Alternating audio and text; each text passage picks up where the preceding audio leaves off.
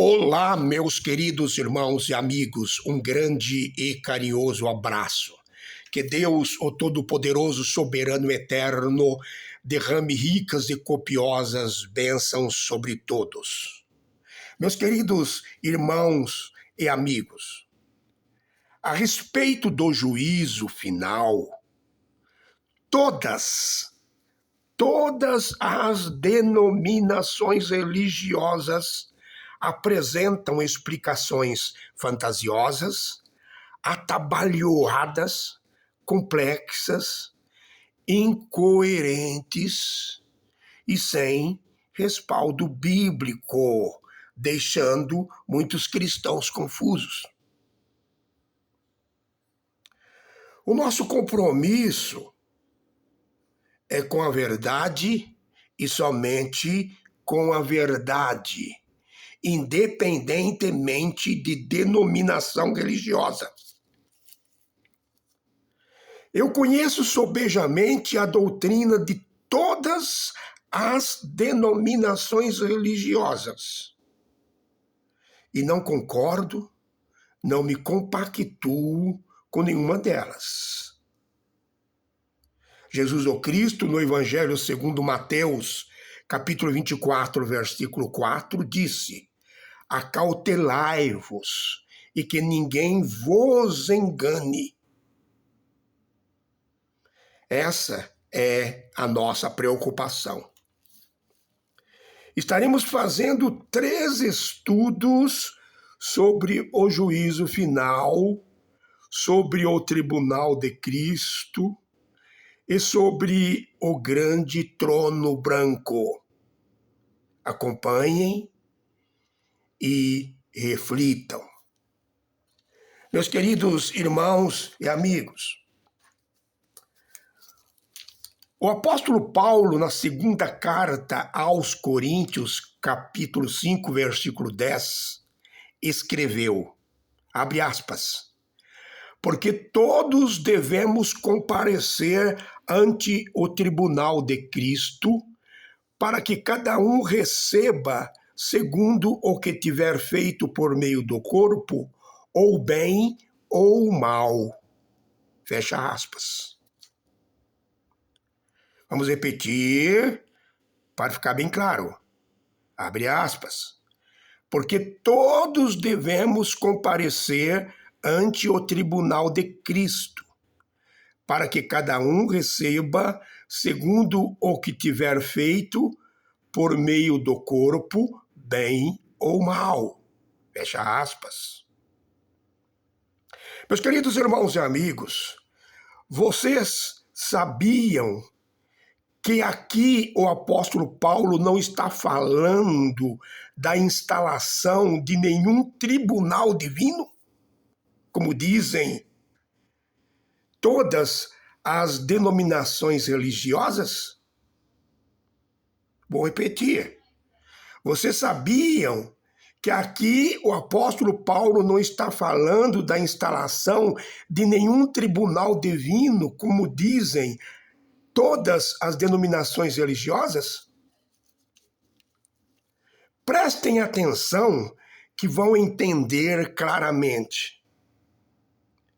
O substantivo tribunal, usado aqui neste versículo pelo apóstolo Paulo, no original grego é bema. Bema. Beta, mais eta, mais mu, mais alfa. Bema. E significa plataforma, degrau, estrado, pódium, púlpito. Bema não quer dizer um tribunal de justiça, não quer dizer fórum, não quer dizer um lugar reservado para se fazer julgamentos. Portanto, quando o apóstolo Paulo, na segunda carta aos Coríntios, diz que todos devemos comparecer ante o tribunal de Cristo, para que cada um receba segundo o que tiver feito por meio do corpo, bem ou mal, ele está falando de uma maneira figurada, metafórica, que um dia todos nós vamos prestar contas a Deus pelo que fizemos de bom e pelo que fizemos de mal. Os vencedores, isto é, aqueles que foram fiéis a Deus, receberão a recompensa, que é a salvação. Subirão ao pódio para receber recompensa, a salvação, figuradamente falando. Os pecadores serão separados e juntos com Satanás e os anjos caídos serão destruídos. Na Grécia, quando se falava de um tribunal para julgamentos, existiam dois. Vou repetir para gravarem bem na mente. Na Grécia, quando se falava de um tribunal para julgamentos, existiam dois: o Areópago e Elieia. Areópago e Elieia. O Areópago era uma coluna rochosa chamada de colina de Ares, o deus da guerra, Ares, na mitologia grega, que, segundo a lenda, foi julgado nessa colina pelos deuses. O Areópago era o nome do tribunal mais antigo e mais importante de Atenas, e tinha funções judiciais, religiosas e políticas. Por extensão, que é uma expressão idiomática usada para indicar que um termo ou conceito se aplica a algo que não é o seu sentido original, por extensão, o Areópago é usado para descrever uma assembleia de indivíduos eminentes, sábios, estudiosos ou magistrados que se reuniam para discutir e deliberar sobre assuntos importantes. Lá no Areópago, nessa colina, o apóstolo Paulo discursou. Já a Alieia era o Tribunal Supremo da antiga Grécia. O tribunal era composto de 6.000 membros escolhidos por sorteio entre todos os cidadãos com mais de 30 anos de idade e que não tivessem endividados com o Estado e que não sofriam de defeitos intelectuais ou físicos que comprometessem. Portanto, está bem claro que não haverá nenhum tribunal de Cristo, como dizem todas as denominações religiosas. Davi, no Salmo 139, versículo 6, falando da onisciência de Deus, diz que os olhos de Deus viram o nosso corpo ainda informe. E no livro de Deus, todas as coisas foram escritas quando nenhuma delas havia. Entenderam o que acabei de dizer? Davi, no Salmo 139, versículo 6, falando da onisciência de Deus, diz que os olhos de Deus viram o nosso corpo ainda informe. E no livro de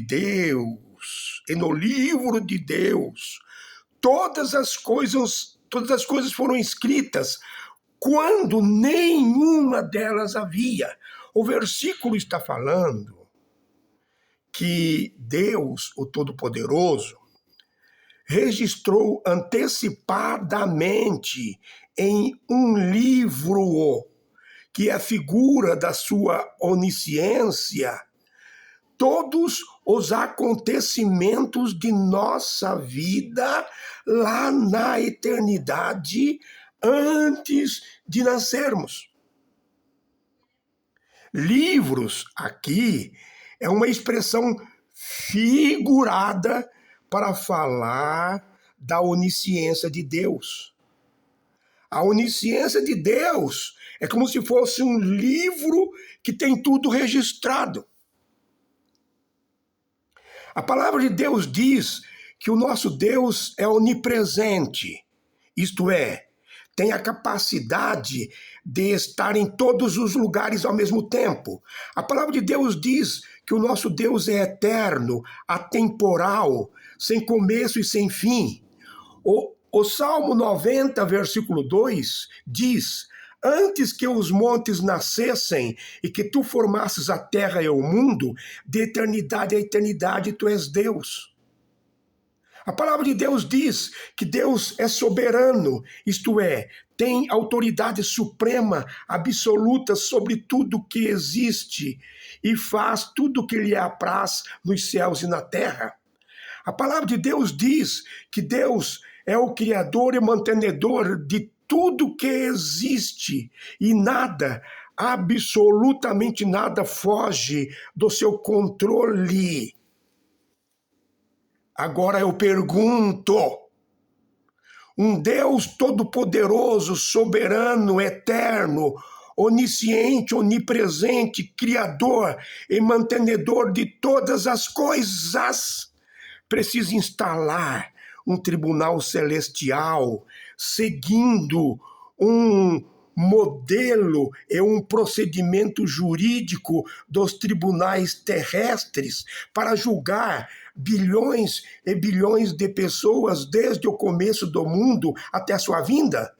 Um Deus todo-poderoso, soberano, eterno, onisciente, onipresente, criador e mantenedor de todas as coisas, precisa registrar tudo em livros, como se fosse um Deus desatualizado? É claro que não. Através dos seus atributos, Deus cuida das coisas celestiais e terrenas e de tudo que estabeleceu. Prestem atenção no que vou lhes dizer. Os tribunais ou fóruns onde são realizados audiências judiciais e onde também ocorrem o julgamento, estão sendo informatizados. E Deus, o Todo-Poderoso, registrando tudo em livros. Tecnologicamente falando, Deus, o Todo-Poderoso, soberano e eterno, está atrasado. O novo computador quântico da Google resolve em 5 minutos um problema que os supercomputadores clássicos e conhecidos demorariam 10 septilhões de anos para resolver. 10 septilhões de anos é o número 1 acompanhado de 24 zeros.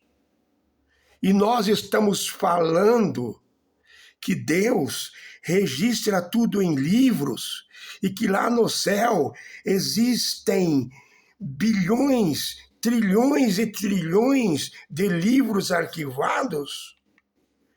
Para que então servem os atributos de Deus, ensinando sobre juízo final, como muitos estão ensinando, é apequenar, amiudar, encolher, limitar, reduzir o poder inimaginável do Criador e mantenedor de todas as coisas. Acompanhem o nosso estudo, muitas novidades sobre este assunto para os queridos irmãos e amigos refletirem. Fiquem com Deus. Um grande e carinhoso abraço.